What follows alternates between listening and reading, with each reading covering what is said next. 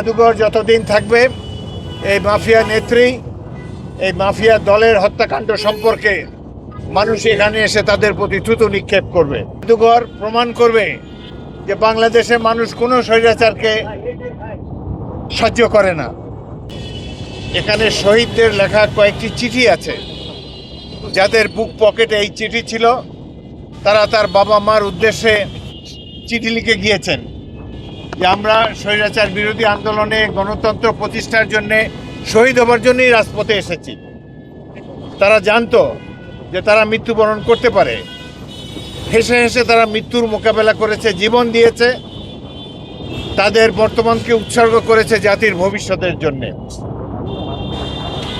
তাদের ব্যবহৃত জিনিসপত্র, তাদের লেখা চিঠিসমূহ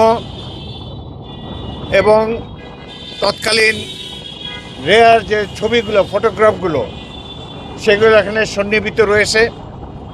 তাদের শহীদদের ব্যবহার্য জিনিসপত্র রয়েছে, তাদের বাবা মার প্রতিকৃতি রয়েছে।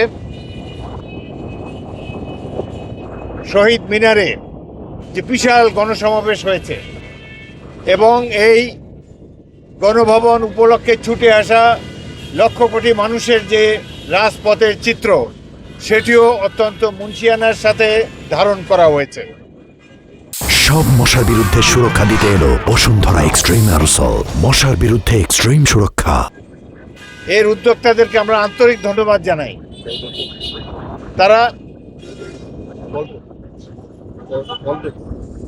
এবং বিভিন্ন মাফিয়া শেখ হাসিনা তার খুনিদেরকে যে সরাসরি নির্দেশ দিয়েছেন হত্যা করার জন্য, সেই কল রেকর্ডও অবিকৃতভাবে এখানে সংরক্ষিত আছে। বাংলাদেশের মানুষ এইসব দেখে চমৎকৃত হবেন, দুঃখবোধে আক্রান্ত হবেন, আবার সাথে সাথে অনুপ্রাণিত হবেন ভবিষ্যতের লড়াইয়ের জন্য। এই জাদুঘর প্রমাণ করবে যে বাংলাদেশের মানুষ কোনো স্বৈরাচারকে সহ্য করে না এবং বাংলাদেশের মানুষ গণতন্ত্রের জন্য হাসি মুখে জীবন দিতে পারে। সেই উদাহরণে এখানে জাদুঘরের প্রত্যেকটি কক্ষে এই দেশের জনসাধারণ দেখতে পাবেন। এখনো কিছু কাজ বাকি রয়েছে। জাদুঘরে যে প্রবেশ করবে তিনি অন্য ধরনের একজন অনুপ্রাণিত মানুষ হিসেবে বের হয়ে আসবেন। কিভাবে ছোট ছোট শিশুদেরকে হেলিকপ্টার থেকে গুলি করে হত্যা করা হয়েছে, কিভাবে স্কুলের ছাত্ররা দুহাত প্রসারিত করে মুগ্ধর মতো, ওয়াসিমের মতো হাসতে হাসতে জীবন দিয়েছে, এই দৃশ্য দেখে সবাই আমরা অভিভূত হয়েছি। দেশবাসীও এটি দেখে অত্যন্ত অনুপ্রাণিত হবেন বলে আমার বিশ্বাস। এই জাদুঘরটি হবে বাংলাদেশের মানুষের জন্য অনাগত ভবিষ্যতের জন্য এক বিশাল সম্পদ।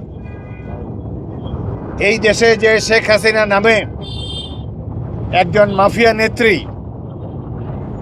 ভুয়া পাতানো নির্বাচনের মাধ্যমে তার গোষ্ঠীর রাজত্ব কায়েম করেছিল, লুটপাট চালিয়ে গিয়েছে 16 বছর ধরে, তারও একটি চিত্র আপনারা দেখতে পাবেন।